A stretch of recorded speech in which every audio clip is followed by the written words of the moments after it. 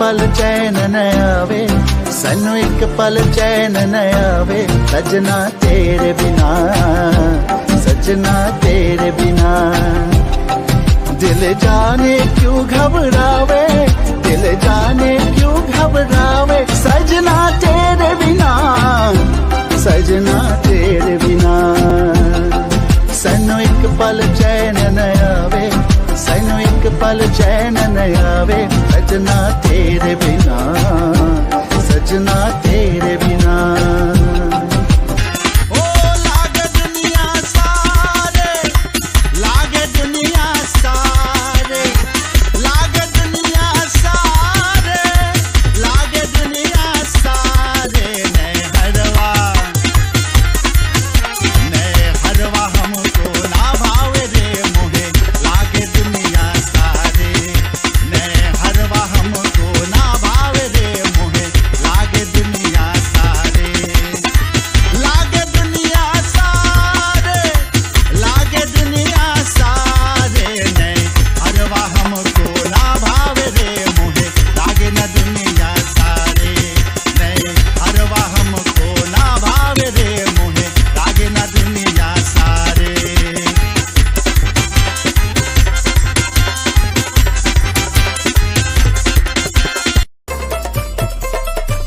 Maha Studios and I like Caribbean. He won the Hennessy, he won the Hennessy, he won the Hennessy instead of me. He won the Hennessy, he won the Hennessy, he turned up or he cut me, he say I'm not he. मुझे तुम है छुपने हैं, मुझे तुम है छुपने हैं, मैं थक गया, मैं थक गया, मैं थक गया, मेरी पति।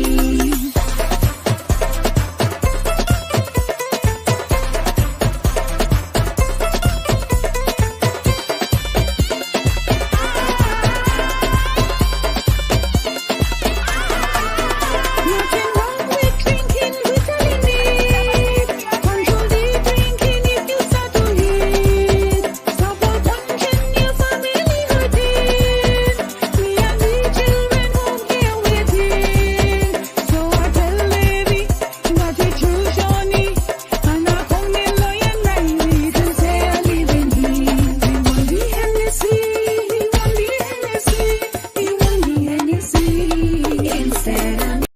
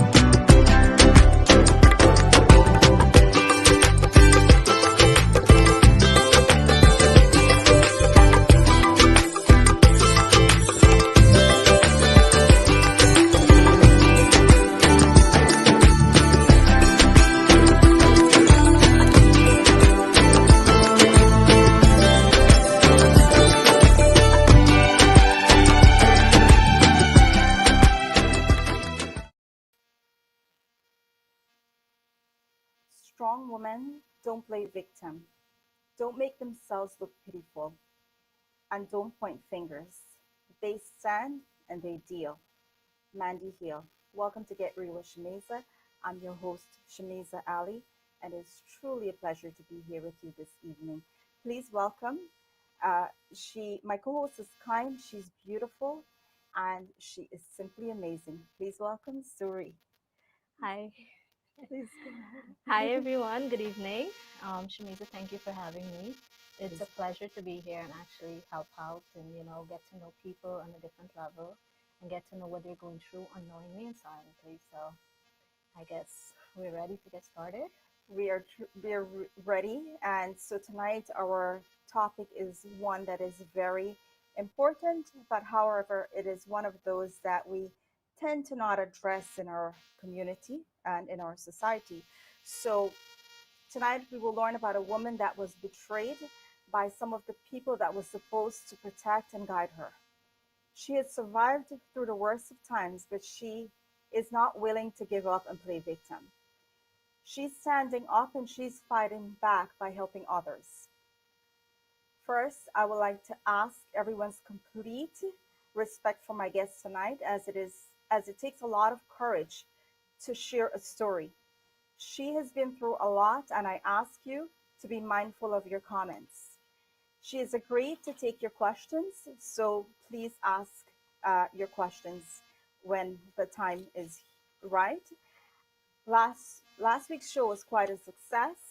Uh, we had over 33,000 people reached. It was shared over 100 times, and it is one of the highest viewed show so far. I would like to thank each and every one of you for your support, for sharing, and for really being there for us here at Get Rid of Shameeza. Please take a moment to share this live with your friends and family, because this one for me is one of the important shows that is truly dear to me.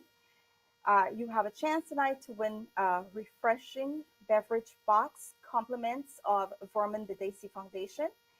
Also, you will get a chance to win 2 tickets to Chutney Wine August 21st at Amazura. So, for your chance tonight to win those 2 tickets, here is the question, and we will be looking at the comments. You can leave your comments, your answers in the comments, and we will definitely pick a winner. The question is, last week on Get Real with Shameeza, our musical guest was Vijay Ramkisoon. What English song did he sing on the show? Again, the question is, our musical guest last week was Vijay Ramkisoon. What English song did he sing? Can I answer that? I'm not allowed. Yeah, you can at the end of the show. Okay. We will definitely look at it. At this point, we would like to hear a little message from our sponsors. I'm a tailgater tailgating to get to my tailgate. I can't go anywhere. But you're so busy watching me tailgate that you don't see the one in front of you. And your cut rate car insurance, it might not pay for this. So get Allstate and be better protected from mayhem. Like me.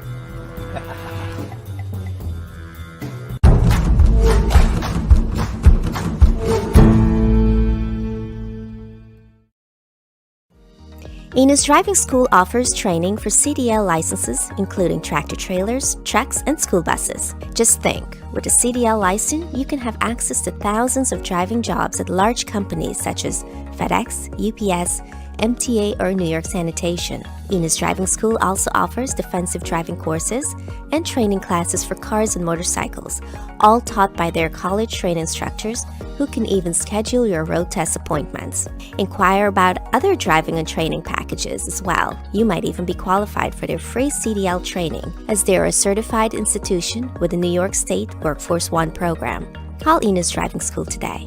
They've been serving our community for over 10 years.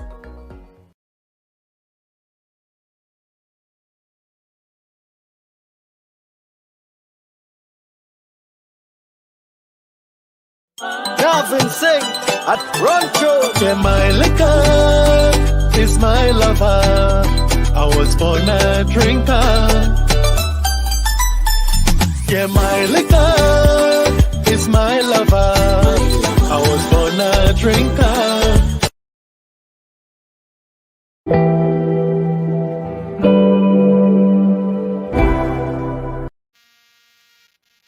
Enos Driving School is currently adding another location at 10524 Crosby Boulevard, so please check them out there. They're also giving a 10% discount to all the viewers here at Get Real with Shameeza, so please mention Get Real with Shameeza for a chance to get a 10% discount on your driving. At this time, they are also currently hiring, So if you're looking for a job, Enos Driving School is the place. They're looking for instructors. So please give them a call. VFS Construction, which is Navin, is also currently giving a 10% discount to all Get Real with Shameeza viewers. So mention Get Real with Shameeza to get a 10% discount on any of your home improvement needs. He is also currently hiring, so please keep that in mind. So anyone who's looking for a job in the construction field, he's hiring for several positions. For all your insurance and financial needs, please reach out to Riyad Khan at Allstate Insurance, and he will be able to take care of you. How are you feeling right now, Sari? I am feeling great. I'm excited, but I'm a bit nervous, and I'm also a little bit. It's those emotions, It's like a whole bunch of different things that I'm feeling. I think that we have to, be strong out for the people who are sitting silently. Yeah. And I think that we should be able to communicate more, especially with female out there who feel like they don't have someone to talk to. Right. Might it be whatever they're going through, it could be on different level of everything. I think that we should be good listeners and we should support each other. And I think Absolutely. that, with this story and with everything that's going on, Mhm.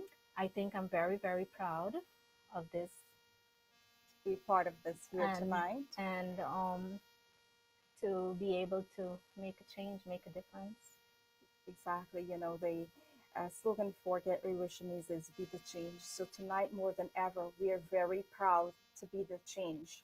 And as women, we are proud to bring this story to you. So my guest is fierce. She's a survivor. When the world expected her to be down and out, she stood up. She's awakened and she's here to claim her prize. She aspires to help the weak and the voiceless. There is no stopping her, so don't even try. Please welcome Sabrina Singh. Hi, good night, everyone.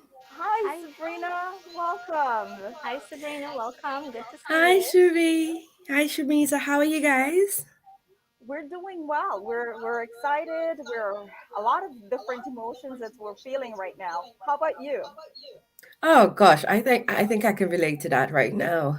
In between nervousness and scared, but feeling empowered somehow. Empowered. I like that. That's Empowered. that's a great word to use. It's truly a word that we can definitely identify with here at Get Real with Shamiza. So I'm happy you feel that way. So, Sabrina, can you start off by telling us a little bit about yourself, your childhood, your upbringing? Who is Sabrina? Okay, so obviously I was born and raised in Georgetown, Guyana. And the city life is very much different to the country life, I guess. There's not much playing fields and mud to play with, I guess.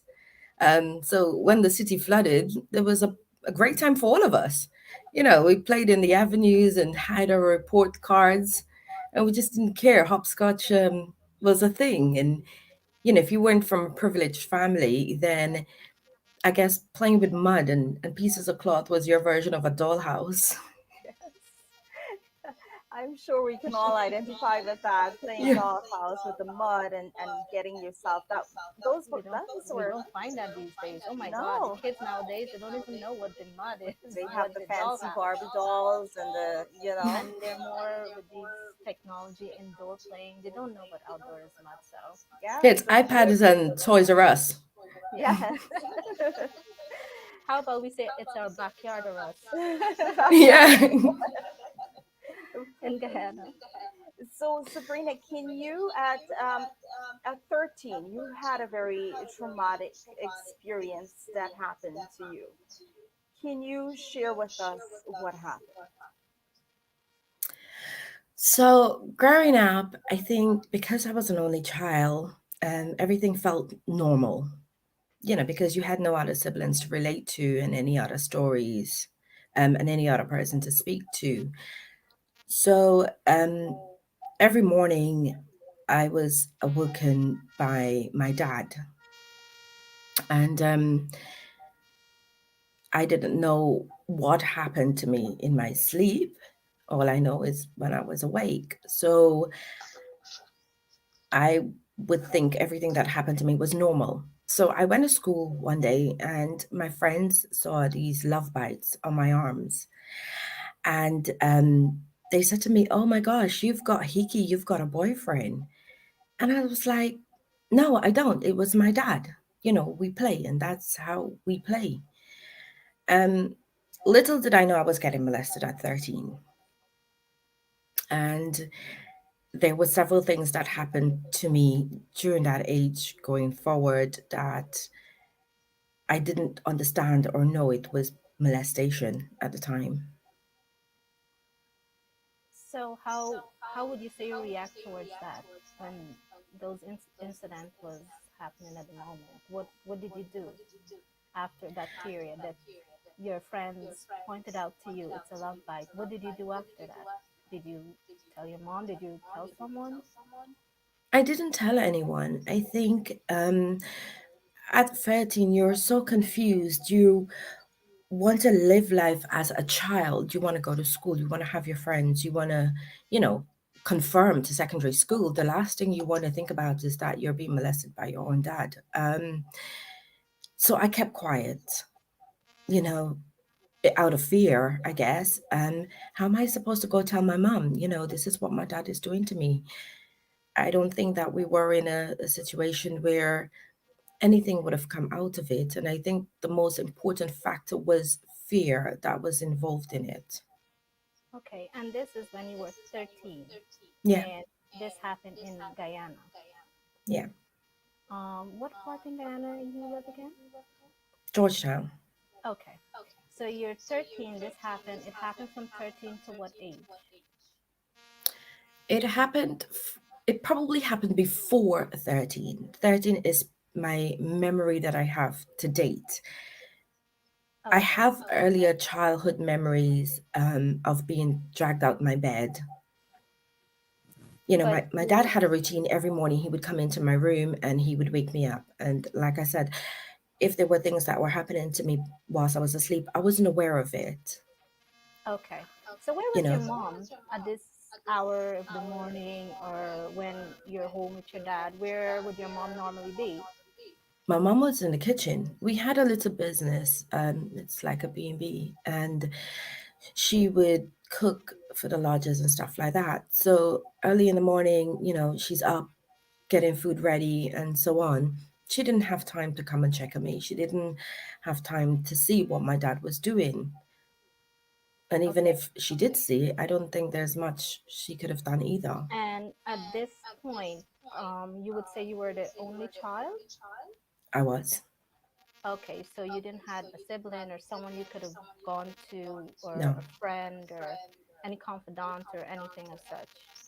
Now, I just started secondary school, and I think I was getting over leaving primary school and all those fun days and just starting secondary school to settle in and making new friends. I think the last thing I would want to go and tell anyone is, "Oh, I think my dad is molesting me." It's just such a taboo topic that you don't talk about it. Yeah. Now, Sabrina, did it get to a point where your mom found out? Was your mom aware at any point in time of what was happening to you? No, She didn't find out at all what was happening to you. She I didn't mean, notice any marks on your skin? Nothing whatsoever? that is the thing. I think, in all fairness, even if my mom saw the signs and she knew, we were in a position where we couldn't do anything about it. Okay. Okay. So you move on. You're now 15 years old, and Yeah. something else happens to you at this age. Can you tell us what happened at age 15 to you? So, growing up, um, I think a lot of people have different versions of their lives, and mine was mostly on a weekend just deciding where I'm going to sleep. Whilst children were out at birthday parties and playing, I was trying to get my clothes and hide it under the step or somewhere, because I knew once my dad came home and he was drunk that he would kick us out, and at some point some form of violence would take place. I just didn't know what would happen on the night. So in this particular instance, at 15, he had kicked us out, and he had already beaten my mum. And he came in my room and he woke me up with a knife and he told me to go join my mum. I had no choice. I had to do it. And we went to a family friend. And this lady in her house had two daughters and a nephew. So we were staying there. And one day I was left home alone. And the nephew came in. And I think the next part is going to be quite sensitive for everyone. So please forgive me if I pause. And at 15, I was just very naive. I didn't have a boyfriend. I didn't know what romance or love or anything was at 15. So he said, "Come, let's go and hug up." For me, the only hug up I know is with my mom. So I I went and I hugged him up, and the next thing I knew, I felt this incredible pain running through my body. And basically, I was getting raped at 15, and I was completely unaware of it. I had no control of the situation, and I was completely helpless. I am so sorry that you had to face that, and my heart goes out to you at that age. Um, and you said this was done by who? A Your family friend. a family friend. Okay, and again, this is in Guyana, and you were the age of 15. What Yeah. happens next when this happened the first time? What did you do after that? Did you tell anyone? Did you tell your mom anything? I did. You So, did. again, looking at the situation as a whole, you're pretty much homeless, you know, and you're in somebody's house resting your head. The last thing you want to do is confront them about something that has happened to you. The only person, I think, because of the trauma of the event, I felt the need to speak to my mom and tell her what had happened. Now, my mom, being equally helpless, just dragged me back to the house. So I was in from one abusive situation or traumatic event into another. So you're saying that you literally ran from one place into the arms of someone else and then returned to Yeah. that house where it all began. Yeah, you go from the rapist to the molester. And I I am so sorry again, Sabrina. I really I am what happened to you when you returned home back to your father? Life continued as normal as long as you were doing as you were told and you listened. You went to school, you took in your education, you were in the house, you hid under the bed when the fights broke out, and the next day you just came out as if nothing happened. That was acceptable with my dad. Wow. Sabrina, again, we are very sorry that you had to deal with this.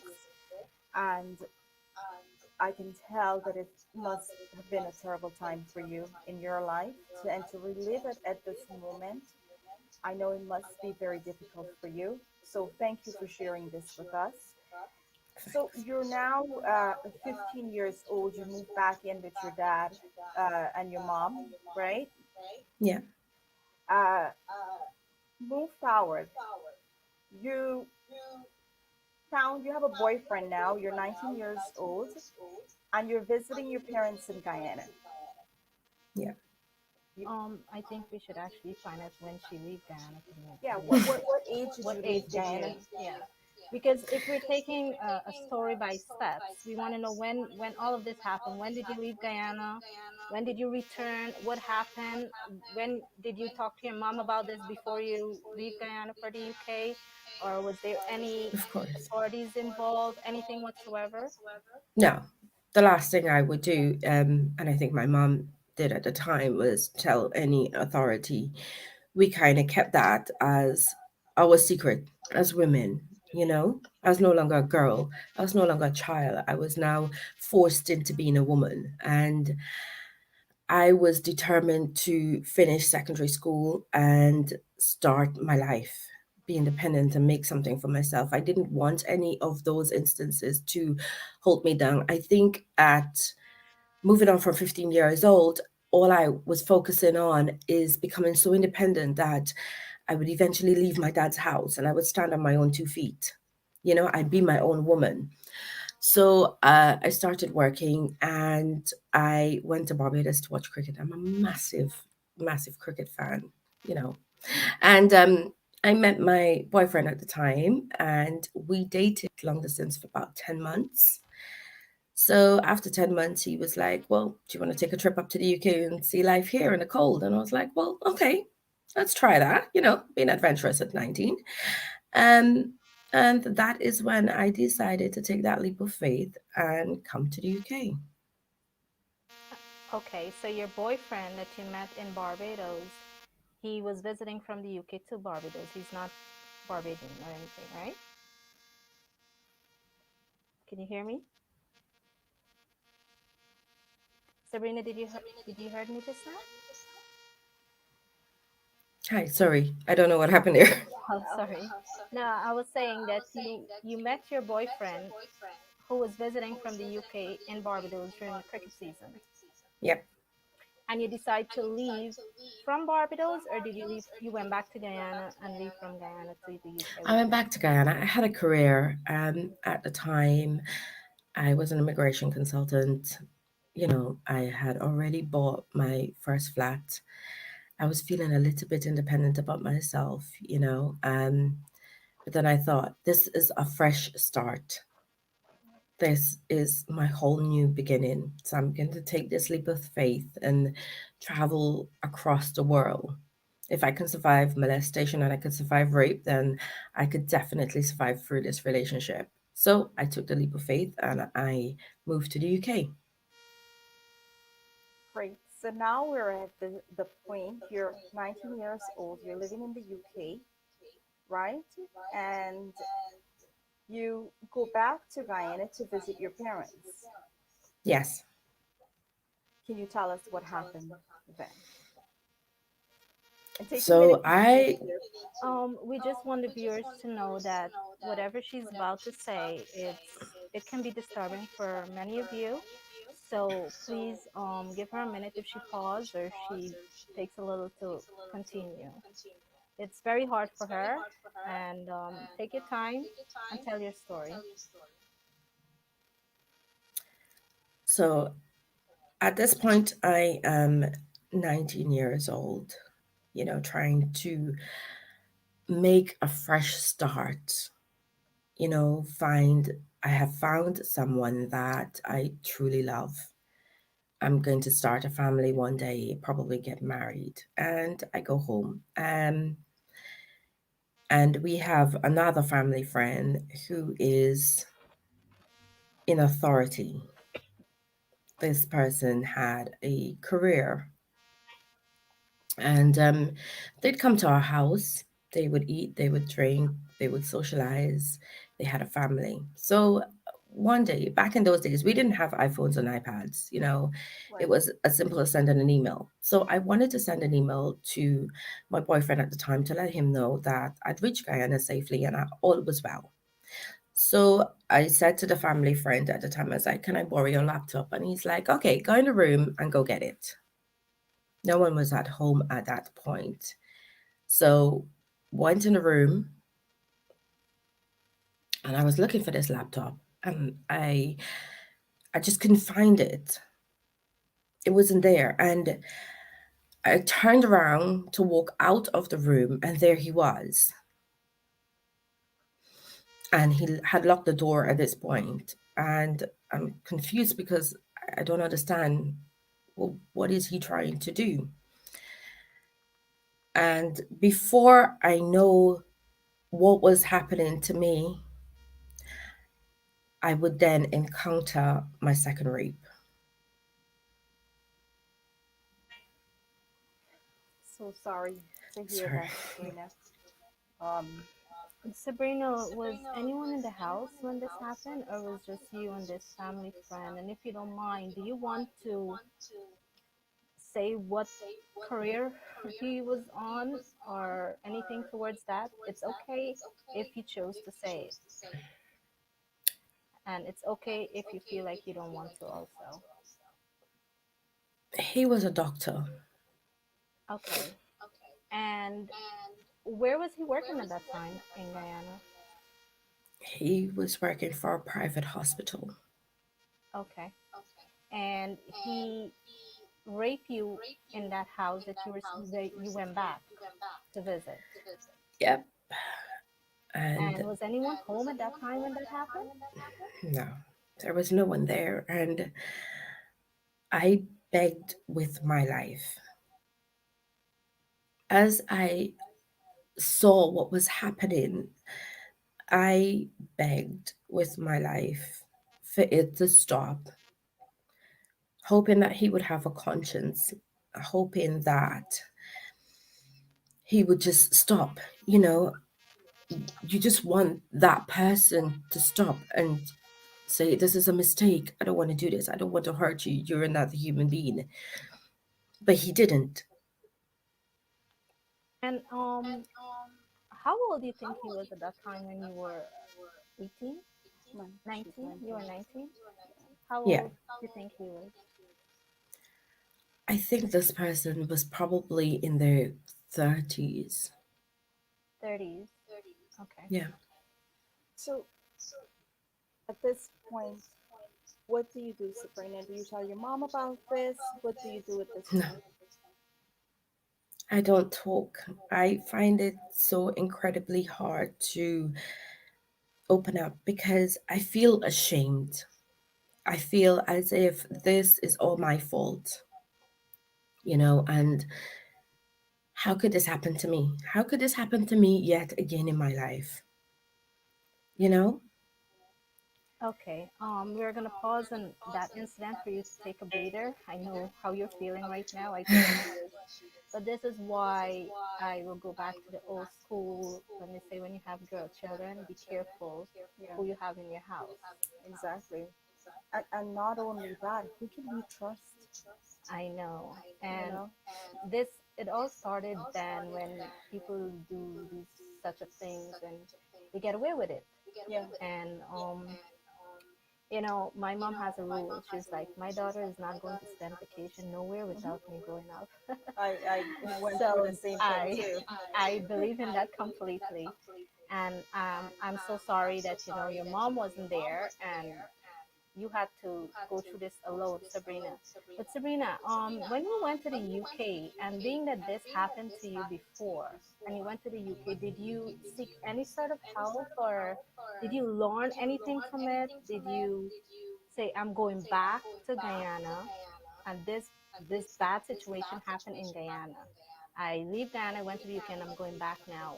Did you take something with you that okay, I'm gonna make sure this, or I will make sure this, or take a little more precaution that you don't have to go through that again? I did return to the UK with something. I returned to the UK with fear, no confidence, but most importantly, I returned to the UK pregnant.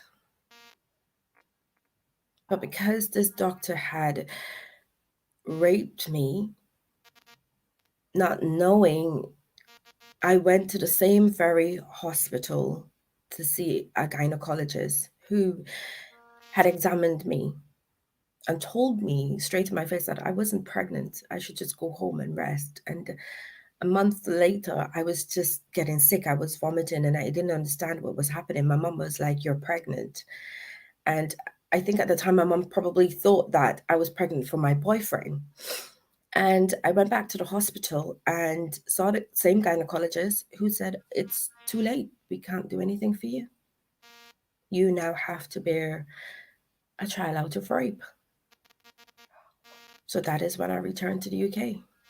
Sabrina, at this time, I would like for you to take a moment, and we will go ahead and take a moment, and we will play a message from our sponsors at this time. Thanks. I'm a tailgater tailgating to get to my tailgate. I can't go anywhere. But you're so busy watching me tailgate that you don't see the one in front of you. And your cut rate car insurance, it might not pay for this. So get Allstate and be better protected from mayhem. Like me.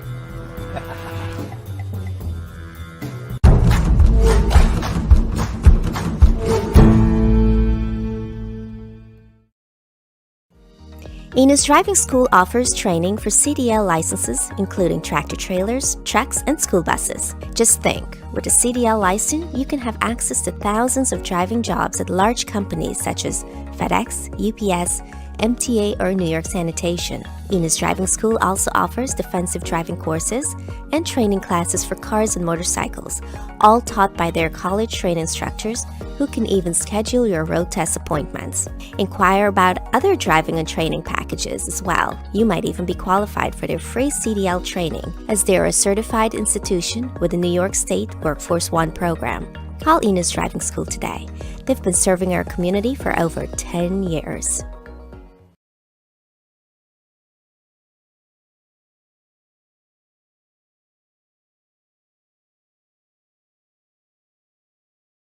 Gavin Singh at Rancho. Yeah, my liquor is my lover. I was born a drinker. Yeah, my liquor is my lover. I was born a drinker.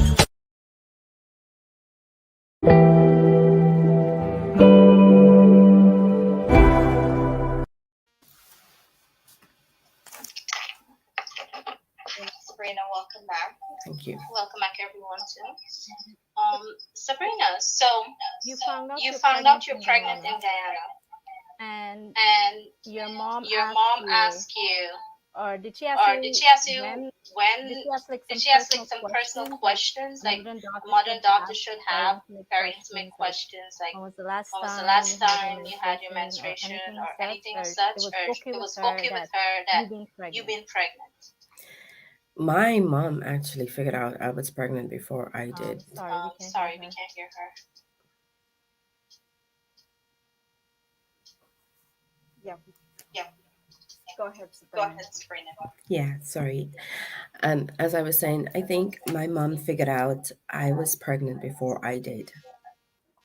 Um, I got up and I was vomiting, and I was like, I don't know what's happening to me. I just carried on my daily life. I think for me, I just wanted to get over what had happened to me. That is what I keep doing all my life. I put a band aid over the trauma and I keep moving, to just black out everything. So my mom kind of figured out I was pregnant. We went back to the doctor who said, "It's now too late. I have to give birth to this child." And I just pack up and I run back to the UK, literally. So what the doctor is What the saying doctor is is that you're saying too is that you're far too along in the far along in pregnancy the to be pregnancy able to be to able to do anything at do this. anything at this. Yeah. So now So you now go back here, to the go UK. back to the UK. What happened? Yeah. What happens? I sit my boyfriend down and I tell him what had happened to me. Can And I think in the next 8 to 9 months, we try to come to some sort of resolution, to make a relationship work, bear in a situation. And in the end, we just couldn't. So I give birth, and my son is now 1 month old, and he kicks me out on the street. Sabrina, I'm so Sabrina, I'm sorry. so Right sorry. before we Right went before we to went to commercial, you commercial, did you did mention you were mention you speaking were about the speaking about the examination. What examination. happened? What happened? you just rewind a little bit and tell us what happened? Yeah, because you Yeah, said because that you your said mom, that your she mom, found out you she were found out pregnant you were and you pregnant went and you to, went to, she took you to a she took you doctor, to a doctor, a Yes, hospital. a hospital. yes, a private hospital. Now, my mom, and I think at the time, we would have never thought that the gynecologist and the person who raped me were associated. We went to the same very private hospital that this individual worked, but we saw a gynecologist who examined me physically So and said, "You're not pregnant." you're saying the You're two of saying them the two are of them friends, are they're friends, Yes. they're colleagues, they're colleagues, they're related. related. It later came out that they're colleagues. And do you have And do you names have of these names of these doctors? doctors? No, I can't share those. Okay. And that's And totally that's fine. totally fine. I I don't want don't want you or you anyone or out there anyone to be out put there at to be risk put at by risk saying the by name, so saying the that's name, so totally that's fine. totally fine. So please So please continue. You're now continue. back You're in the now back in the UK with UK your with your boyfriend. What boyfriend. happens? What What happens? happens What next? happens next? We go through the pregnancy, and in the end, he kicks me out after my son is born. So I'm now at 21, homeless with a 1 month baby. Oh my God. Oh my God. So So can you hear me? can you hear me? Yeah, of course. Okay. Okay. So now So you went now back you went pregnant, back you gave pregnant. birth You to the give birth to the child. child. Your boyfriend did Your not boyfriend did accept not that. accept Did that. you Did tell him you tell exactly him what happened to exactly you what in happened Yes. to Guyana, you in or Guyana, how or was his how was reaction his towards reaction towards everything that happened everything to that you? happened to you? I think there was a lot of confusion, and because there was no proof, I couldn't present any proof to say, this is exactly what happened to me. You know, is my truth enough? Is my, what I'm saying to you enough? And I think him equally coming from a very wealthy family, for that truth to be told or eventually come out would have been very shameful. It was a very, very shameful situation for both of us. If it come out on my family or his family, it would have just been extremely shameful.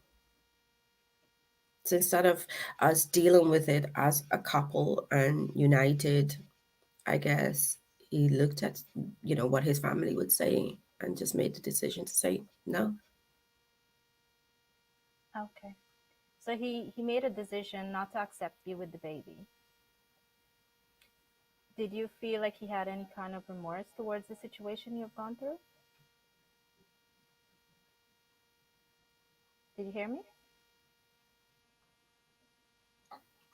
Can you hear me? I'm so Can you hear me? sorry. I I'm think so we're having sorry. I some think we're having technical some technical difficulties. difficulties. That's okay. I asked the I question, asked if the do you question, think he had do you any think he kind had of any kind of or any sort of or any remorse sort of remorse with everything that with you've gone everything through? that you've gone through? Yes, he did. He did. Um, he, I think in the end, the situation that we were faced was just too much to cope with. Imagine at 21 having to deal with a traumatic experience, a child, and a relationship. I don't think anyone is prepared for something like that in their life. And your family has a heavy influence on the decisions that you make at that Our point. computer has to be on mute. So we didn't have a choice. I didn't have a choice, and the best thing was, I guess, for me to be kicked out and be homeless. Wow, Wow, some some experience you have gone experience you through. have gone through. What did you do What after did you that do with the after that baby? with the baby?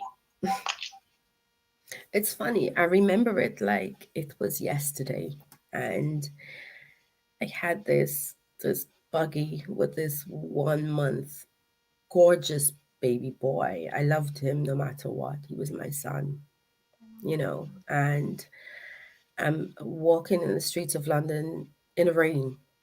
It's pouring with rain, and I don't know where I'm going. I don't know who to speak to. I don't have any help. I don't have any numbers. I don't have no one. But I find a social service and I go in there and I just sit and I tell them exactly what has happened. They said, okay, we will help you. And they put me in a hostel, but the hostel has no rooms, so I have to sleep on a sofa with a baby at this point. And for me, that's okay because at least I had a shelter over my head at this point. What did you What did you do do going through going all of through that? all of that? What did you What did do you do after that? Did you after seek that? Did help you from seek help from anyone? Any anyone? family Any member? family Did you member? reach out Did to you reach out anyone? to How about your anyone? How about parents your that you parents left that back you in left back in Guyana? Guyana? Did they Did they knew what you were knew going what you were through? going through? Eventually, yes, I did tell my mom and dad exactly what had happened. I think I reached a point where I needed help, and the only thing I could do is actually talk to my parents.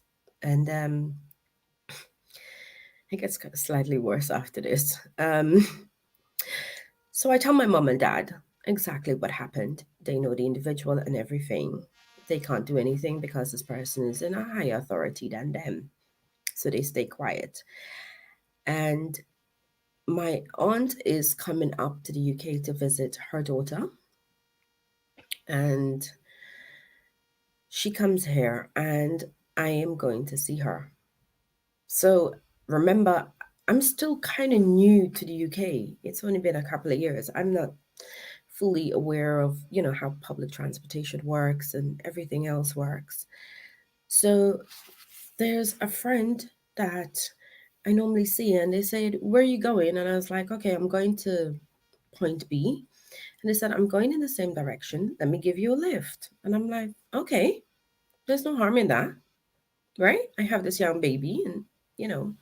So I get to point B. I see my aunt. She asks me about my journey. I tell her exactly how I got there. It's the truth. A friend gave me a lift. That was it. Somehow, that explanation turned into a rumor to then say that I had slept with the person who gave me a ride to my aunt and I brought forward a child, which was completely untrue. Because the person that she was now suggesting is of a different ethnicity to me. And you can now imagine how much more shameful that looks on my parents. Definitely. Guys, we're seeing your messages that there is feedback and we're trying our best to make it work right now. One of the issues we're having is Sabrina cannot hear us, so we have to use the phone, and I think that's where the feedback is coming from. We are seeing your messages, but please bear with us as we're trying to fix the issue as we go. So at this point, we will go ahead and take another message from our sponsors, and we will try to fix the issue and get back to you in just a moment. I'm a tailgater tailgating to get to my tailgate. I can't go anywhere. But you're so busy watching me tailgate that you don't see the one in front of you. And your cut rate car insurance, it might not pay for this. So get Allstate and be better protected from mayhem. Like me.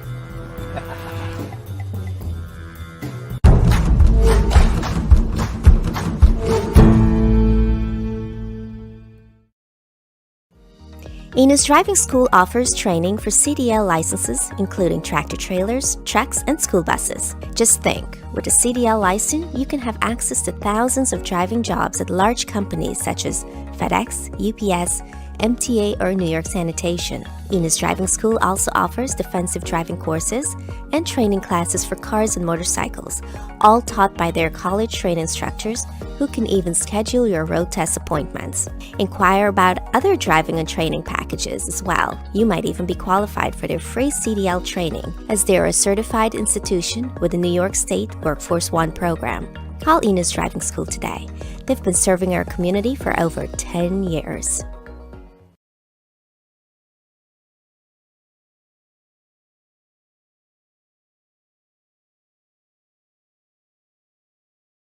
Gavin Singh at Rancho. Yeah, my liquor is my lover.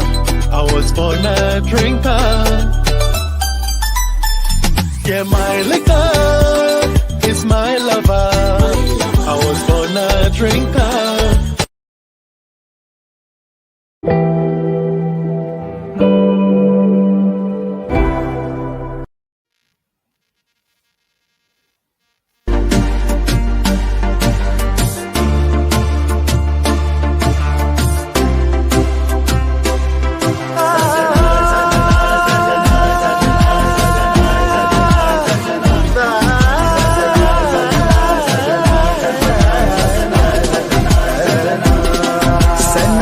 पल चैन न आवे सानू एक पल चैन न आवे सजना तेरे बिना सजना तेरे बिना दिल जाने क्यों घबरावे दिल जाने क्यों घबरावे सजना तेरे बिना सजना तेरे बिना सानू एक पल चैन न आवे सानू एक पल चैन न आवे सजना तेरे बिना सजना तेरे बिना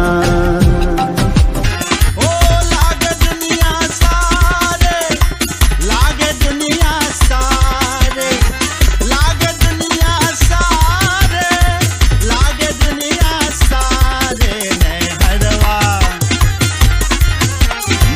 हरवा हमको ना भावे रे मोहे लागे दुनिया सारे ने हरवा हमको ना भावे रे मोहे लागे दुनिया सारे लागे दुनिया सारे लागे दुनिया सारे ने हरवा हमको ना भावे रे मोहे लागे न दुनिया सारे ने हरवा हमको ना भावे रे मोहे लागे न दुनिया सारे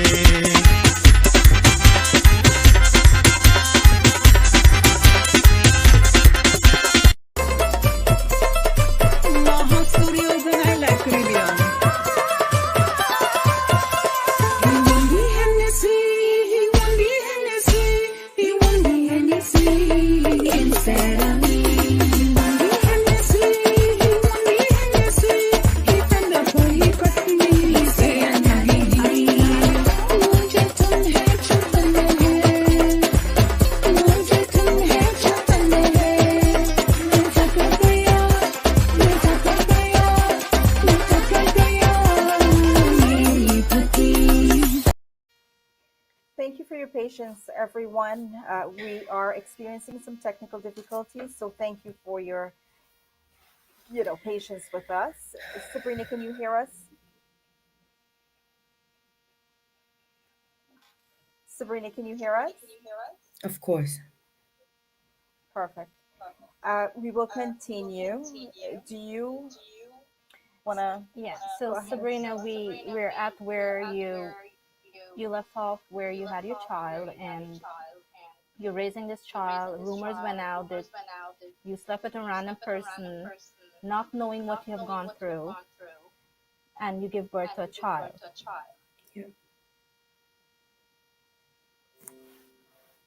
So yeah, at this point, I think to myself, okay, I can't deal with the rumors. I can't deal with the trauma. There, I wasn't aware of anything like counseling and therapy at that age. All I knew about was survival. I needed to provide for my child. I was a mom.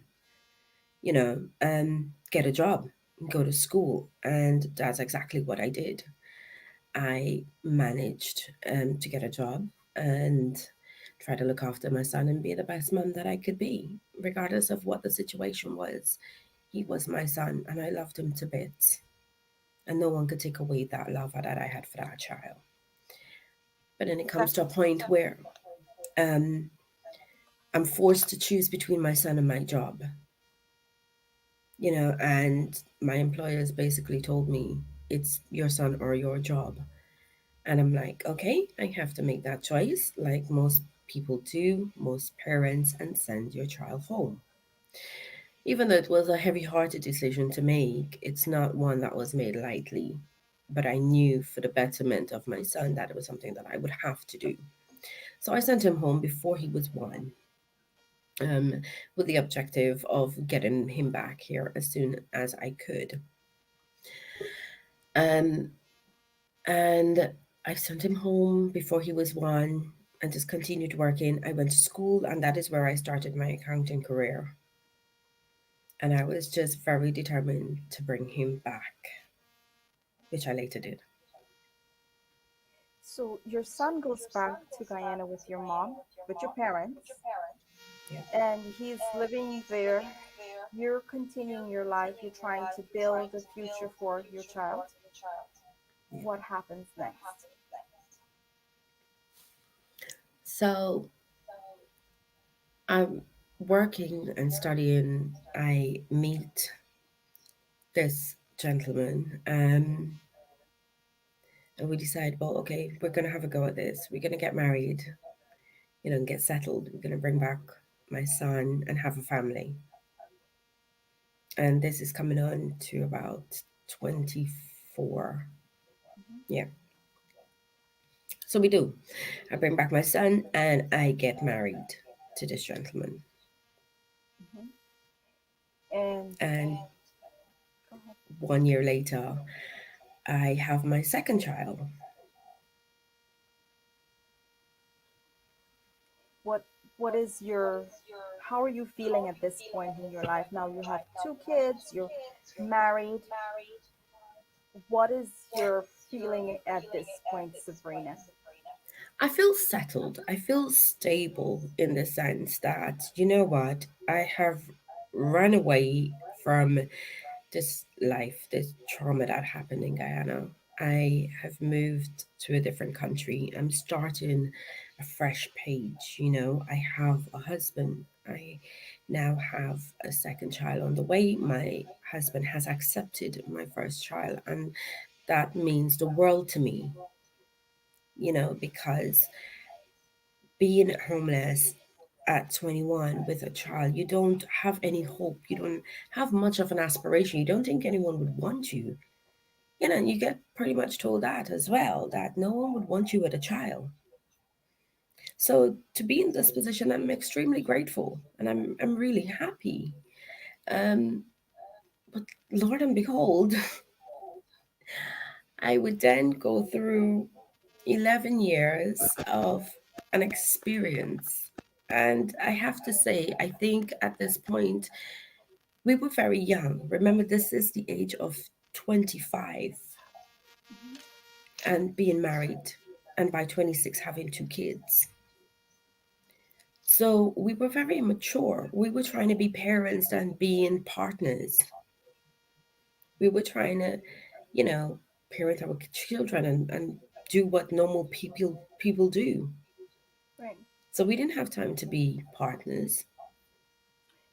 So we're gonna fast forward a little bit because I feel like she's not comfortable to go into more More depth deep. Yeah. there, and I don't want you to feel unease right now. How are you feeling right now, Sabrina? I'm okay. I think I've gotten over the worst part. Okay. Yes. Um, where do you see yourself with everything that has happened? How did you envision yourself for the future and for your boys? You have two boys now, right? How Yeah. how do you see yourself in the future? What's your plans? What's your goal? How do you feel about Well, I, everything that happened? How you move forward at the moment? You know what? yeah, I definitely wanted to be a provider more than anything. I wanted to be a wife. I wanted to be a great mom. I wanted to be a different mom. Like you say, your mom would say, my girl child isn't going with anyone else or anyone's house without me.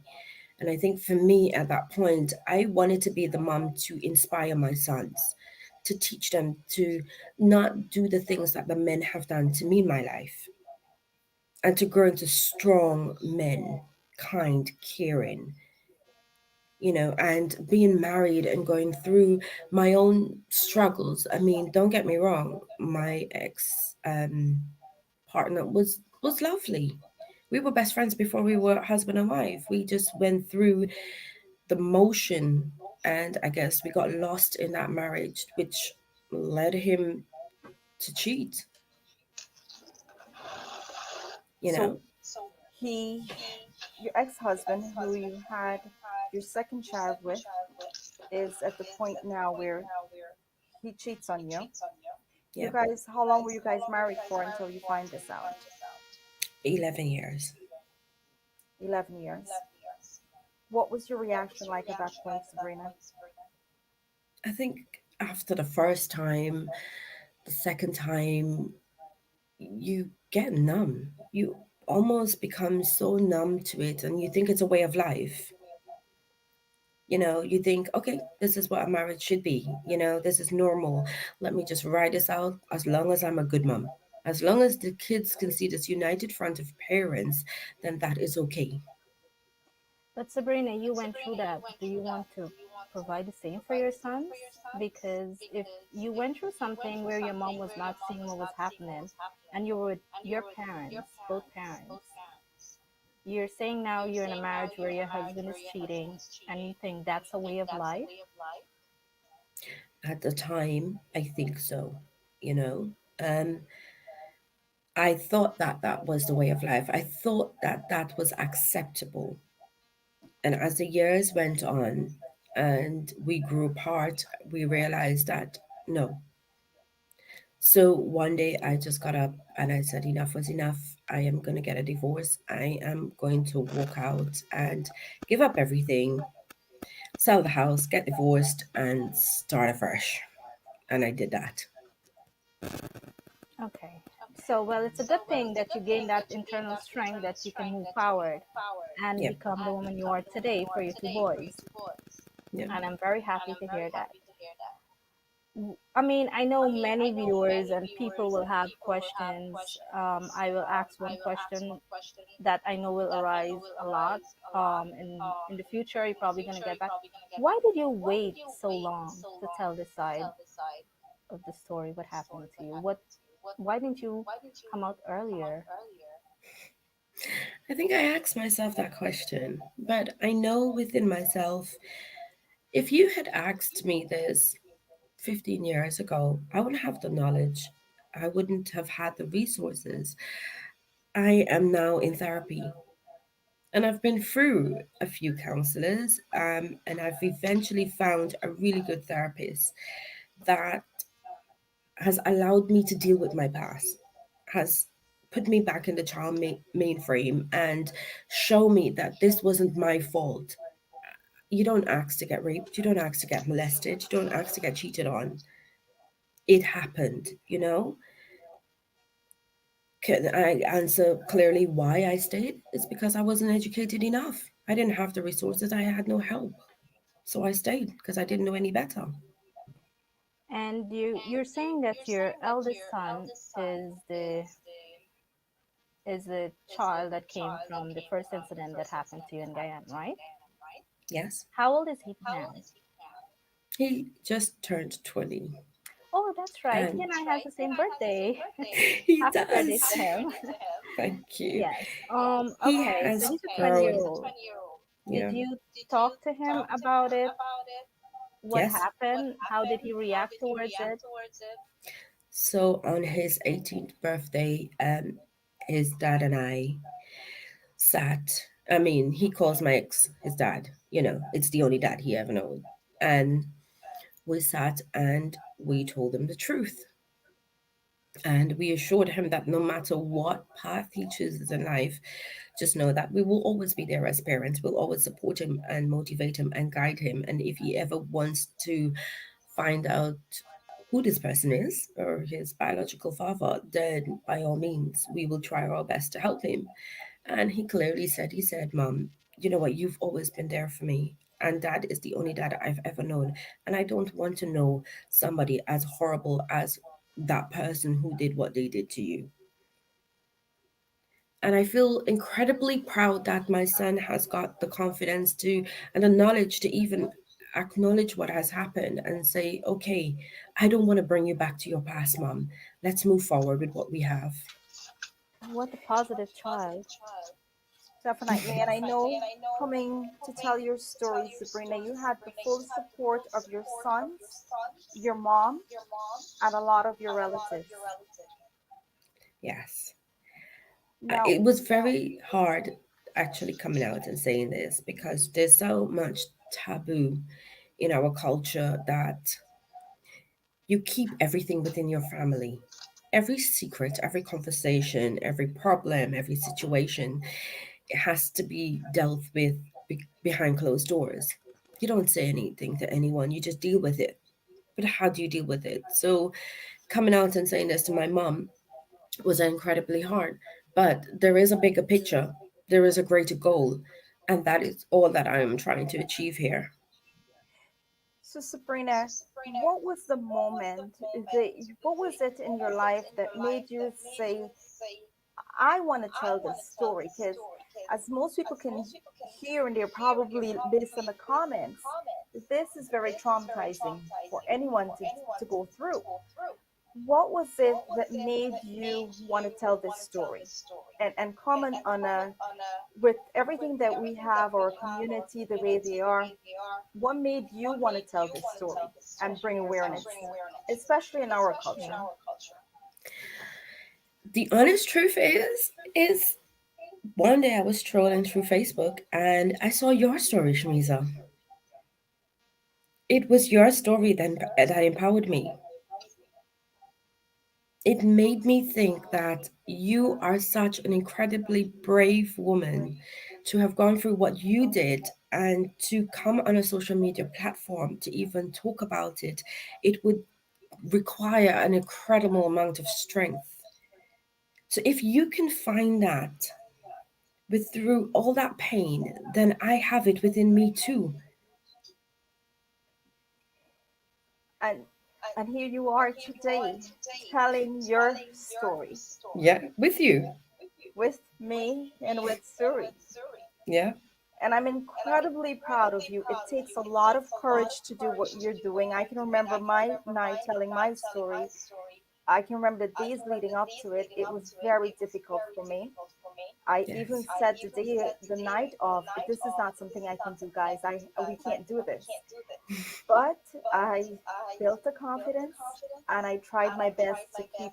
I mean, where I was just telling my story, you were like a superstar compared to where I was like bawling my eyes out. I was not as brave as you are. So Listen, congratulations there on is all of that. great L'Oreal products. Okay, I will share some tips with you. I have been crying my eyes out.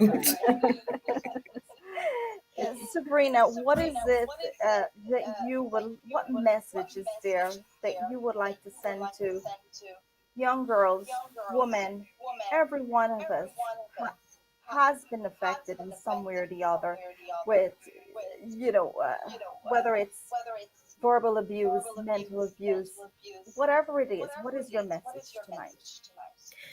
I would say to any young girl out there, look at the red flags. If your uncle or your dad or your aunt or your friend is touching you in places that you don't feel comfortable, say something. Talk to someone that would listen. If it's a teacher, if it's a friend, if it's a total stranger, if it can't be your family that you feel you have a lot of fear, or shame towards, go and speak to someone.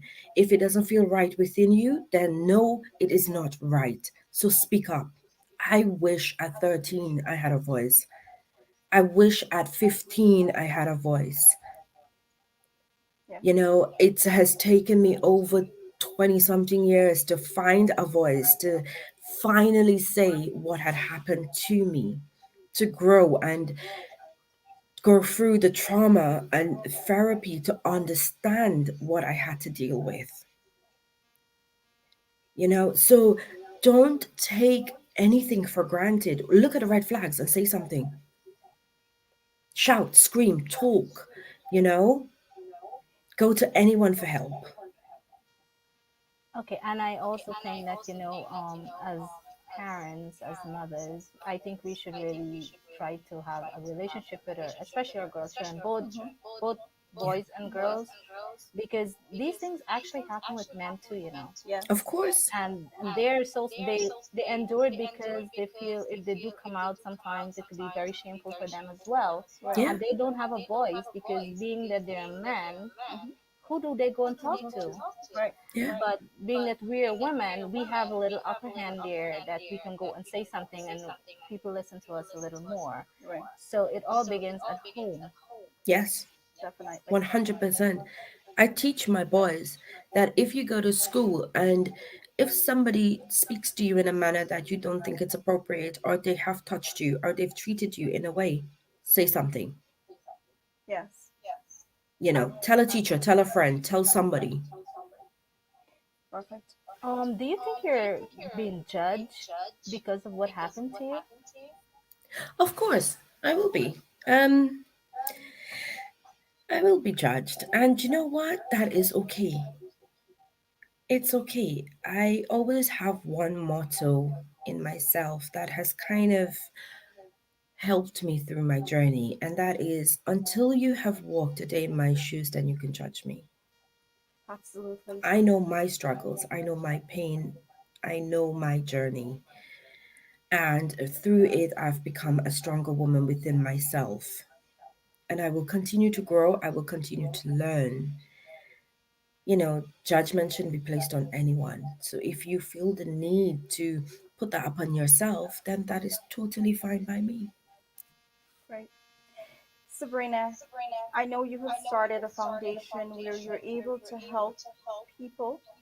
Yes. You have also been in counseling in recent months. Yeah. Can you tell us, can you share a little bit about that with us?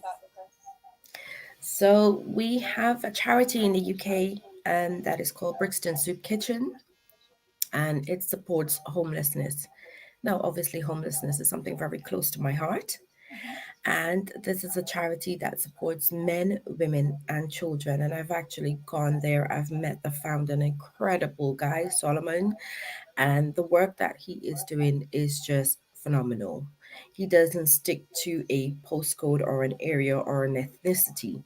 He helps everyone and anyone that he can help.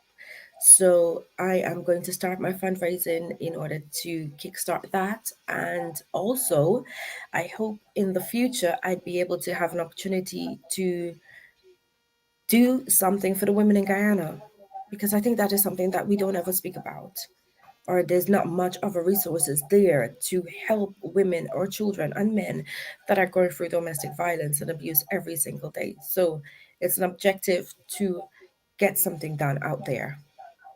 Definitely. I do want to just, if you can answer, have you seek counseling, Yes. uh, therapy, anything for what you've been through? So finally, I have found a psychologist that has about a 90% success rate doing what she does. And like I said to her this morning, you just don't get paid enough to deal with me. You know, I started off as a wreck. Um, and it's taken about 6 sessions of hypnosis, great extended hours of talking and crying and screaming. But I am finally starting to see myself as a human being, as a woman of confidence, a woman of beauty, a woman of inspiration. And my journey hasn't finished. I am still in therapy, Mhm. and I continue to go on to seek more help in bettering myself and becoming a better person within myself.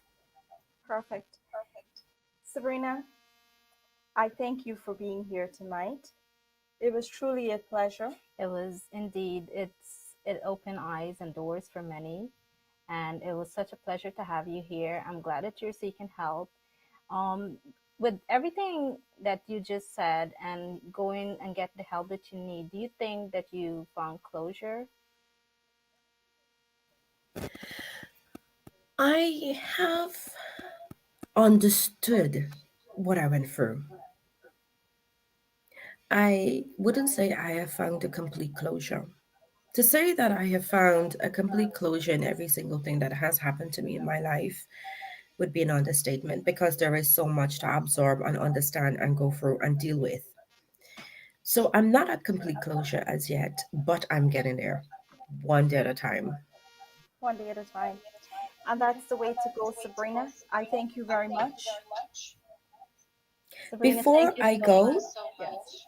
I this is something I haven't told Shameeza and I haven't told you, Suri.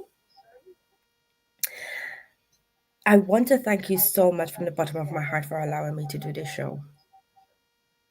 I wanted the show to be about domestic violence and abuse and molestation. I don't know if I will continue to survive or get through all my therapy. I have been diagnosed with stage 2 cancer, but I didn't want that to be the objective of this show. So I thank you so much, Mesa, for giving me this opportunity. I'm so sorry, Sabrina. I don't know what to say. You just caught me off guard. We had no idea. Anything, because I didn't want this to be about me and my health. Shamiza wouldn't have known this. And most of my friends and family don't know this.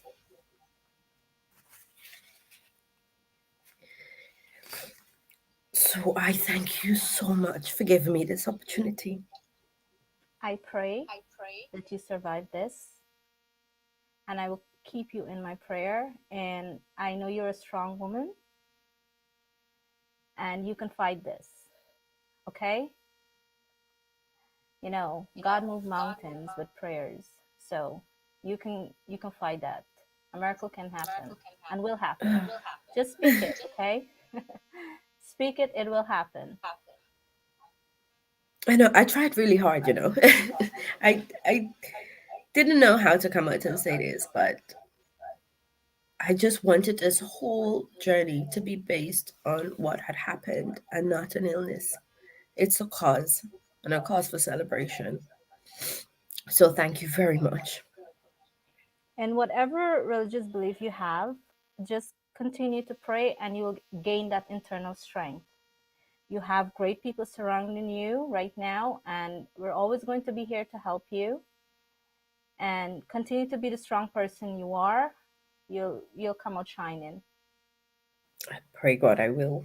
We are all here with you, Sabrina. I can see in the comments there are so many people that are praying for you, Yeah. and you're going to be fine. I really hope so, you know. Yes. Speak it. The universe are listening. Yes. Thank you so much. And thank you to everyone who has tuned in and even watched or shared a comment. I thank you so much, Thank you honestly. so much for sharing your story. Thank you for being the voice for many, and thank you for being you. Thank you very much for giving me the opportunity. Take care of yourself. Suri and I Thank are you. here. We're gonna give you a call tomorrow. We'll continue talking to you until you get better. And if there's anything or any help you need in the future and we can be of any help, don't hesitate to reach out to us, okay? You know, I have your numbers on speed dial, so yeah. Yes. Yes. Utilize it when necessary, okay? Yes. Mind the time difference, you know. I Yes, might call in some really inappropriate times. that's fine. Yeah, that's totally fine with us. Take care of yourself. Take care. Bye. Bye-bye. Bye, Sabrina. Oh my God, she ended that with a shocker. A shocker to both of us. We had no idea. I am so sorry that she has to go through that, and that she Yeah. she has to go through so much more Yeah. with this stage 2 cancer. But you know what? I believe in prayer. I think that she can fight this. If she gone through so much already, Yeah. and she survived it, She fought it. Yeah. a disease. I think I not that I know, I'm not a doctor or anything, Right, but I but- believe in prayer, and I believe a miracle can happen for her. Definitely. She's a strong woman. God chose her to put her to this test. So Definitely. And so Thank you all for your comments, your respect, and your love for Sabrina tonight. With that said, my next, actually, we do want to take a message from our sponsors. I'm a tailgater tailgating to get to my tailgate. I can't go anywhere. But you're so busy watching me tailgate that you don't see the one in front of you. And your cut rate car insurance, it might not pay for this. So get Allstate and be better protected from mayhem. Like me.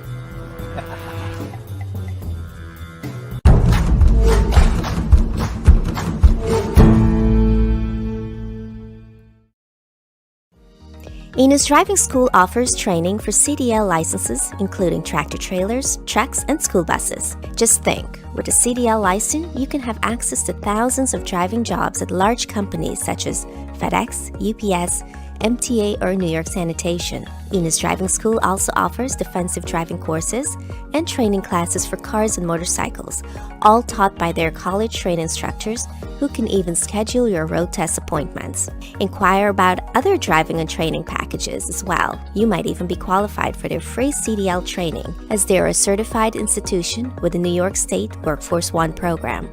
Call Enos Driving School today. They've been serving our community for over 10 years.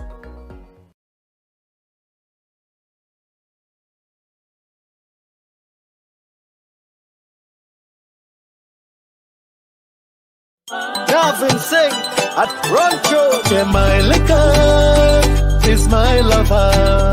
I was born a drinker.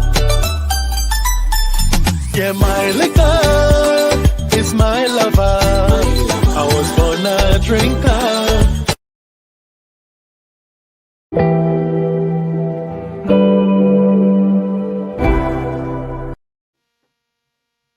Welcome back, everyone. Thank you for your patience again with all the technical difficulties we had tonight. Welcome back, and thank you for joining us. I do want to welcome my musical guest for tonight. He is 7 times the Chatney Soca Monarch winner. Please welcome Rooplal Girdharie. Thank you so much for your patience. How are you? I'm doing good. How about you? We are doing great here. We just had a little bit of an experience, but we're getting over it now that you're here. So tell us, who is Rooplal Girdharie? I have told that story so many times before. I haven't heard the story yet, So and I don't many. think we heard the story. I'm sorry. I want to On get to know you because I don't know you. I apologize, but I'm That's okay. co-hosting That's with okay. her, and as Mhm. much as I and so many other people probably know you and don't know you, so tell me, who are you? All right. My name is Rooplal Girdharie. I am called Rooplal G or Roop G. I am a Trinidadian, born in San Fernando, raised in an agricultural village called Springvale. That's a village in a place called Claxtonby. I grew up, came from very, very humble beginnings. So, growing up, a lot of values were instilled in me as a young boy. And then, those values stuck with me into adulthood. My parents were very, very musical people. My father was a very popular classical singer in Trinidad and Tobago. My mother as well was involved in music. Unfortunately, they are both no longer with us. So here I am representing my parents, representing my country, wherever I go, wherever I am. In a nutshell, that's it. Well, nice to meet you and good to know a little bit about you. You came from a singing background because both your parents were into music. That's correct. So what is one thing that you learned about music from either one of your parents? Music is a universal language. It's a language that we should never We should never discriminate against. It's a language that creates love. It's a language that creates harmony. It's a language that the entire world can understand and accept and enjoy. Definitely. So I have learned to enjoy music. And I learned from my parents that that's the purpose of music, for enjoyment. It brings peace of mind. It brings so many different emotions that one can actually experience and enjoy. Definitely, I can truly identify with that. Music is universal. All of us, at some point, no matter what we're going through, we put on the right music, and we're in a different mindset, a different mood altogether. So I will definitely agree with you on that. So, do you have like for different moods? Do you have different songs that you would Sorry? sing for different occasion, different type of songs? What's like your favorite old melody? I don't know much about. It's embarrassing that I'm live, Yeah, and I didn't know much about actually, it's very Japanese and all embarrassing. of that. And I am Yes, Guyanese. I'm actually, sorry. it's I very apologize, but yeah, actually, it's very embarrassing that you don't know much about the music. I think you should have done a bit of research before. I Um, actually, what happened? I'm more into Indian music. I am into Indian music Oh, as so well. sing us an Indian tune then. All right, so let's continue with the interview, and maybe little Yeah, later. let's get Yeah. pick it up a little bit. Yeah. Say again. I said let's get something. So my question is, I know you sing every genre of music out That's there, correct. Yeah. right? Mhm. What is your favorite genre of music, and can you sing us something from that genre? I love all kinds of music. Right. I do not really have a particular love for one type of music. Um, so music is an expression that gives you, takes you into different moods depending on what you feel at that particular point in time, right? Right. Um, so you find that, different periods of the day, different periods of time, different kinds of music will appeal to the mind. So there's not a particular love for one type of music. Right. Because as we said before, music is a universal language that gives Definitely. expression, it stirs the mind and the being. So that's what music does. So yeah, I have no particular love for one type of music. I So just love the language of music. sing us something from a Bollywood. Since Miss Suri here, her favorite is Bollywood. Sing us Uh-huh. something from Bollywood that is Tell, truly dear to your heart. tell me a song that you like. I actually like Shah Rukh Khan songs. Sorry? Shah Rukh Khan songs. Shah Rukh Khan is not a singer. Now, I know his movie songs. I'm aware of that. His movie Right. songs. So tell me what song you love. Well, that's a very famous one. Kuch Kuch Hota Hai. Veer Okay? Zara. Can you sing a song from Veer Zara? Name the song. Now he's gonna make me sing the song. Oh my God. Did you remember? Yes, Yeah. Janam. Janam. Oh, Start it and let me see if I know Janam, it. dekh lo, mit gayi duriya. Main oh. yahan. Now you're See, look, laughing. You got me singing. you're doing very well. So I mean, you're doing very I well. know You're I'm doing going very to well. hear about this. So I think he's going to get a little bit warmed up, and I then he know. will get right into it. Into? You are the song. She was asking if you can perform that song. I thought your guest just sang that song. See that? So I have my request, and Tell me. mine is one of those all-time favorite song of mine is Kabhi Kabhi. Okay. कभी कभी मेरे दिल में ख्याल आता है कि जैसे तुझको बनाया गया है मेरे लिए कभी कभी मेरे दिल में ख्याल आता है. Very Yeah. Wow. nice. Actually, that's my parents' wedding song. That's my mom and dad's song. Wow. I love that song because I grew up listening to that song in my You household. have a you have good taste for music, I see. Oh, I like that. Good taste is always good, especially if it has to do with music. Because I'm one Absolutely. of those person that will play music for any occasion. I'm happy, I'm sad, whatever it is, I play That's the music. beauty of music, Yeah, that you have music for every emotional feelings that you have.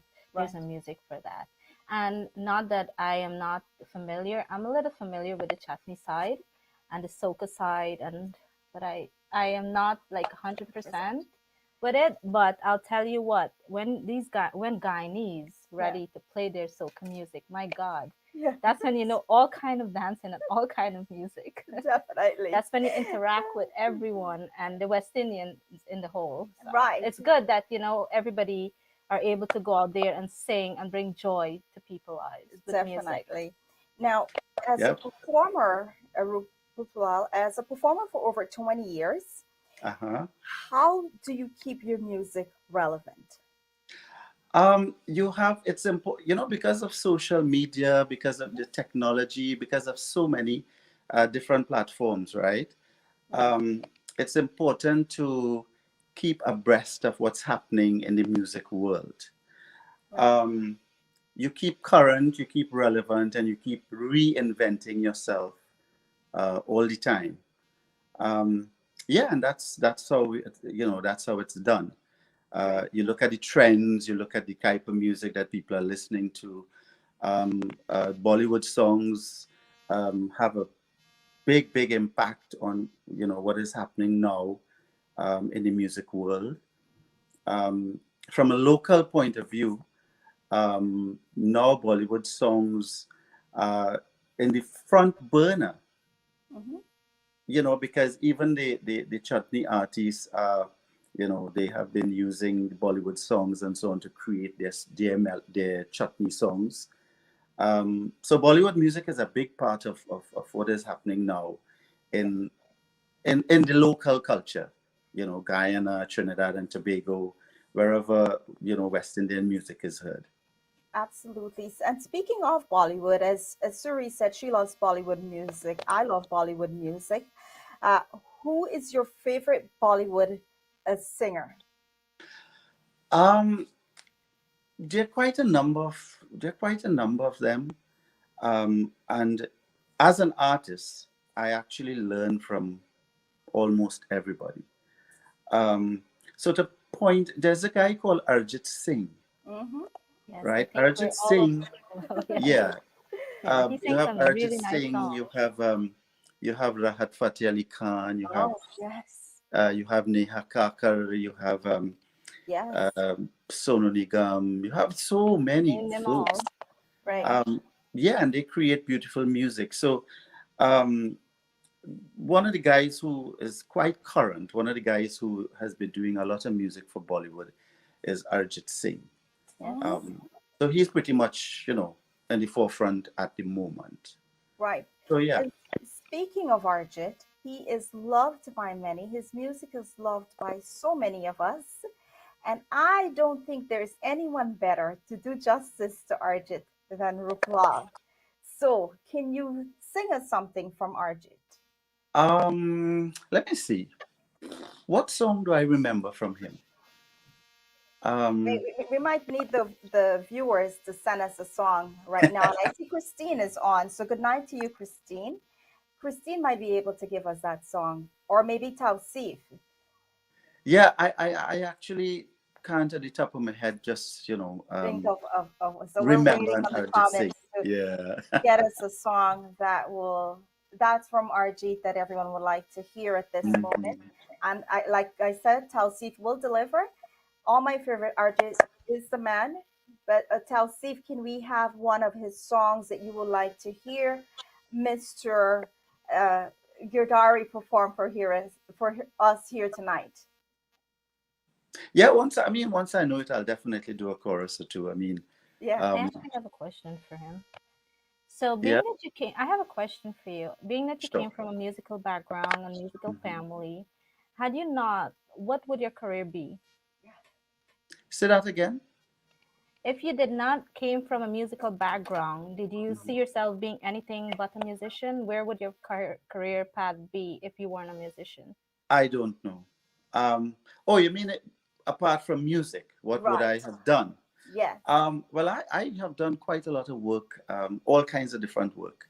Um, Growing up, because I came from a very poor family, I worked really, really hard doing all kinds of different work, you know, in the cane fields, Oh, um, you name it, I did it. See this that guy coming. coming? No, I didn't And see that coming. no. no, it's part of it's part of who I am as an individual. I remain very grounded. I never forget where I came from. Um, and then I became a policeman at a very young age. When I was just about 21 years old, I became a policeman. Um, so I've done it. I've done it pretty much. I've done it all. Yeah. Rooplal, tonight has been pretty amazing because I just keep getting surprises I after know. surprises, and I'm like, but I didn't see the policeman I didn't. part. I mean, Being a cop, I didn't see that part coming because I'm thinking you're a full-term musician. No, I And am now. I am now. I but they, actually I resigned because I loved music better. I okay, see. Um, yeah, so I resigned from the police a number of years now, and I'm doing music full time. great. We do Yeah. have a couple of songs here from Tausi. Tum Hi Ho, one of my absolute Oh favorite. yes. That song was performed at my 40th birthday, which was just a few months ago. Hmm. We'll You keep it just that way. like Actually, it was 25, so sorry. Tum Hi Ho is. We'll go with that one. Could you start it up for me? don't ask me to do that again. Come on, join with me. Sit. Yeah. तुम ही हो जिंदगी अब तुम तुम ही ही हो हो चैन पे la la la la la. La la la la starting a song. la la la la. You want us to sing the song? He's warming up. No, actually, I love hearing you guys sing. It's so refreshing. So if you need background singers, we Yeah, Absolutely, I know where to come. I know who to call, right? definitely. We are available too. We're working on our wardrobe and makeup right now. We are available for Mhm. any music videos you may have in the future as well. thanks for promoting me. But She's recruiting me. definitely, Yes, I'll it definitely be comes with. calling you up, to be a part of the musical journey, man.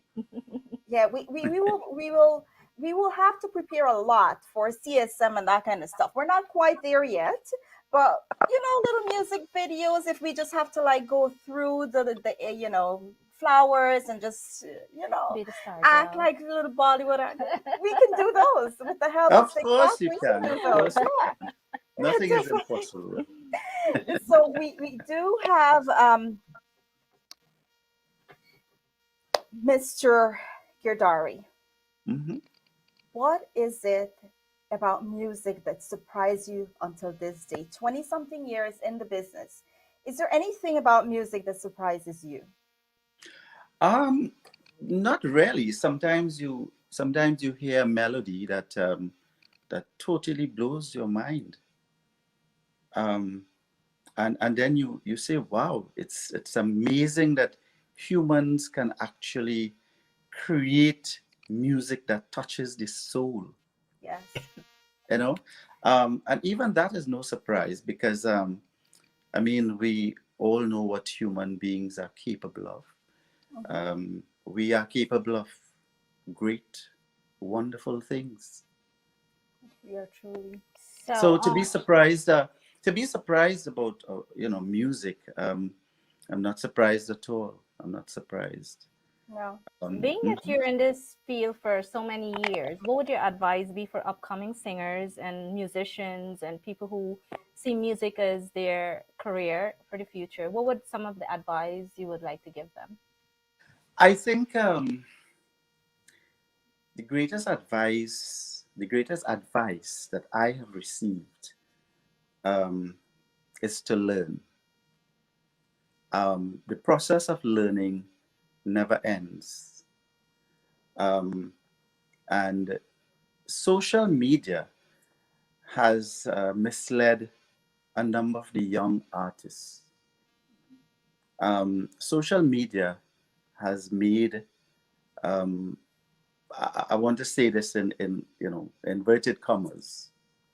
Social media has made a number of artists um, celebrities without deserving it, because many, you go into the studio, you record a song with all the technology, the available technology, and then to perform your song, your own song, to perform it live on stage, there's great difficulty in doing so, right? So I think it is important to study, it is important to learn, it is important to practice. um, Study your craft.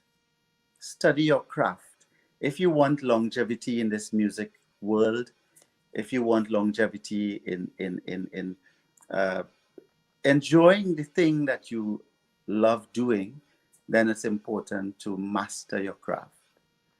And the only way to do that is by study, getting information. And there's a world of information out there that you can access. I think with any career path, you have to work Absolutely. hard, you have to Yeah, study, you have You to have to. put in the work to get the result. Absolutely. you I think no have matter to, yeah. what you're doing in life Yeah. and what path you choose, you have to master it, and you definitely have to do. You have to become the best version of yourself, and sometimes Exactly. that means looking at all your research, all your resources. And be able to take a very heavy critique too. Absolutely, the if you're feedback, yeah, you need you that have to to. grow. Yeah. I appreciate every feedback that I get. It enables me to be better, and so I ask for comments and feedback from my viewers all the time so that I can Able to grow improve and and grow. improve Yeah. and And get elevate better. yourself too, like every Well, child. with your singing voice there, I'm sure you're going to do a lot of study to master your craft. Are you telling that to Shameeza or me? Both, you both, you both. I am fixed with my career path. I will stick to that. I will continue to listen to music and I'll start listening to some of yours, but I'll stick with my career path. Yeah, I think that anything that you're doing, it's important to understand what you're doing before you do it. Exactly. Because if you don't have the relevant information, then you would not be able to execute what you are doing. So Exactly. it's important to understand what you're doing, get the necessary information, because information is at the fingertip. Right? It's so easy to access information now. Yeah. So as if going back to the advice, I would advise all the young and upcoming artists that they should pay attention to study. Um, Find somebody who um, you can learn vocals. Find Right. somebody where you can learn to understand the construction of music, the construction of melody, the creation of music. um, because now it has become so easy to just take a Bollywood song and take a Bollywood melody and just put some lyrics to it. To me, that's lazy.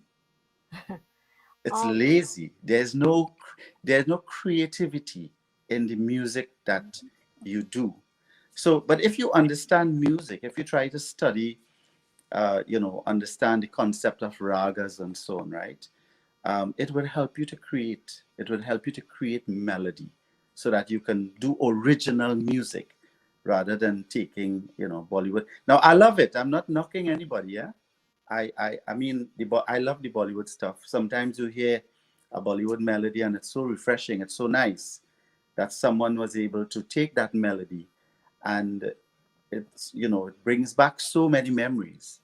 But I think we need to go a step further, um, and try to be creative on our own rather than just copying and accessing an Arjit Singh or whoever, Yes. right?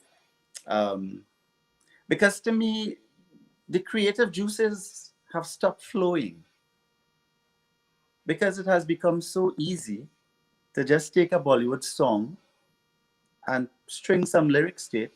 And sometimes the lyrics that you string to the melody is so cheap that it kills the melody. Yes.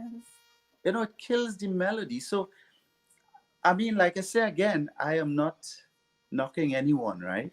Yeah. You ask what advice I will give, and this is my advice, That's a very long advice. I hope they remember it. right?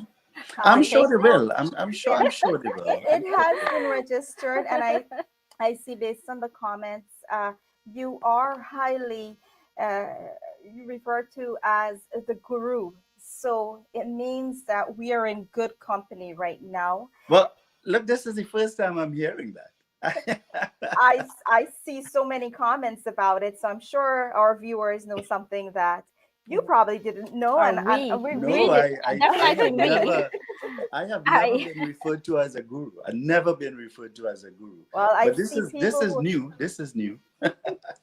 see Christine there. I see Ranjiv, you know, and these are all people that I respect, and I know that they wouldn't be lying about it. So before you go tonight, I do want to give, Christine did ask for Dullahan Kebab. So, Sure. Christina's my really, really good friend. And yes, she's a really wonderful soul. she And is. I will definitely sing Dullahin Kebab for her. Just a Yes, chorus, all right? absolutely. Please. Yeah.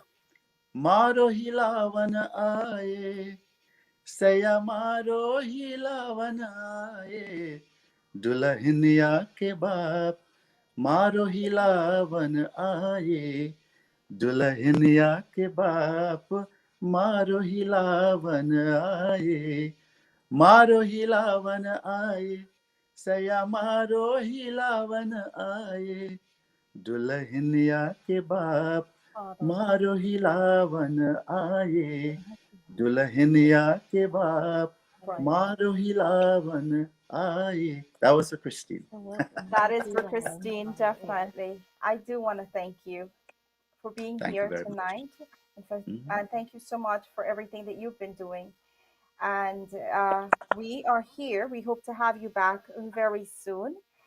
Take care of yourself, and uh, any final notes that you would like. Nice to meet you, and I learned something about you tonight, and I'm definitely going to listen to that song, Dullahan Kebab. There's a lot of music that you can actually access on YouTube. Um, Sometimes it's important to know the artist, um, and then it's important to do some research on the artist. Um, and this is just a word of advice, right?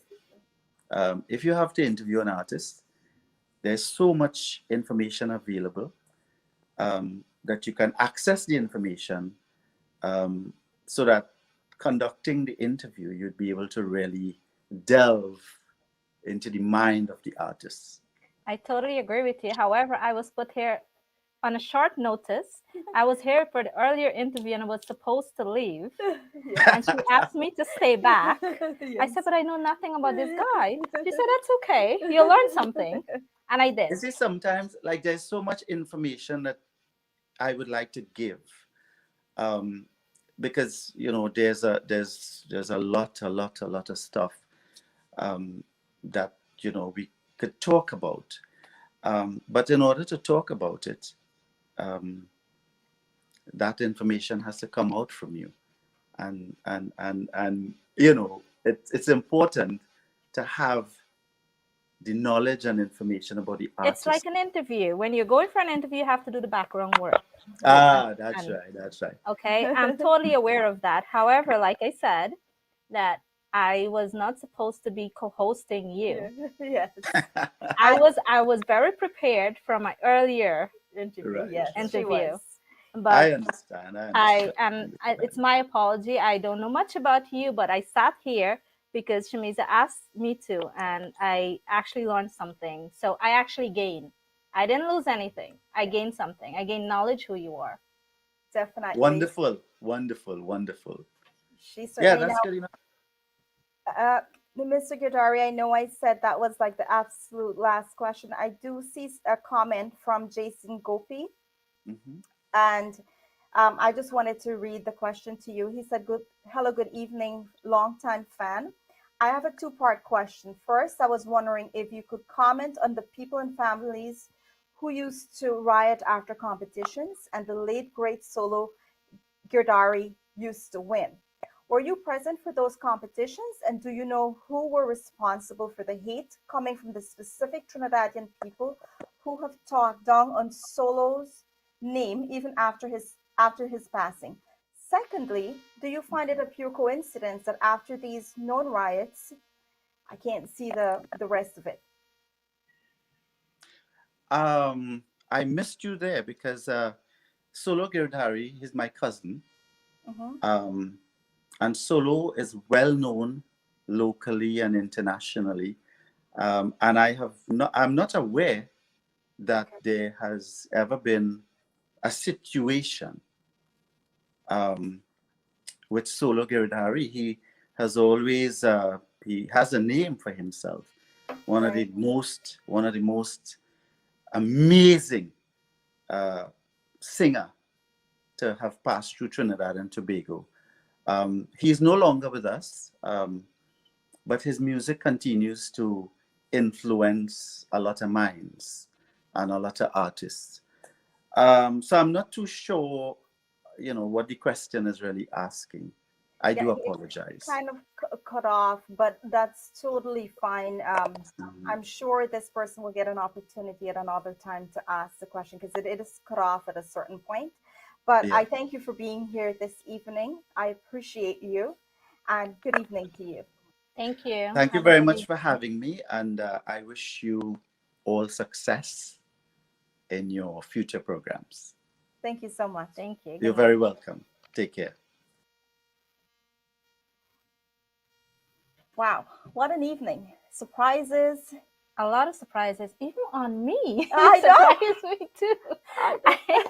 Listen, it's okay. I know that it's probably because you were very prepared for your. We actually had spoken to Sabrina prior, and you were part of that conversation, and we got to know her a little bit, and then we had to prepare for our questions and everything. But there were quite some surprises tonight, and my apology to you because I put you through this, and you didn't have anything, so my apologies. That's fine. Next week on Get Real with Shameeza, at 7 years old, she had a traumatic experience that changed her life forever. She's had to overcome this and go on with her life. Did she survive or did she crumble? Find out next week on Get Real with Shameeza. Tonight, I would like to take this opportunity to share a story with everyone. Once upon a time, a daughter complained to her father that her life was miserable, as she didn't know she was going to make it. She was tired of fighting and struggling all the time. It seemed as one problem was solved, another one soon followed. Her father, a chef, took her to the kitchen. He filled 3 pots with water and placed each on high fire. Once the 3 pots began to boil, he placed potatoes in one pot, eggs in the second pot, and ground coffee beans in the third pot. He then let them sit and boil. Without saying a word to his daughter, the daughter moaned and impatiently waited, wondering what he was doing. After 20 minutes, he turned off the burners. He took the potatoes out of the pot and placed them in a bowl. He pulled the boiled eggs and placed them in a bowl. He then ladled the coffee and placed it in a cup. Turning to her, he asked, "Daughter, what do you see?" "Potatoes, eggs, and coffee," she hastily replied. "Look closer," he said, and touched the potatoes. She did and noted they were soft. He then asked her to take an egg and break it. After pulling off the shell, she observed the hard-boiled egg. Finally, he asked her to sip the coffee. Its rich aroma brought a smile to her face. "Father, what does this mean?" she asked. He then explained that the potatoes, the eggs, and the coffee beans had faced the same adversity, the boiling water. However, each one of these reacted differently.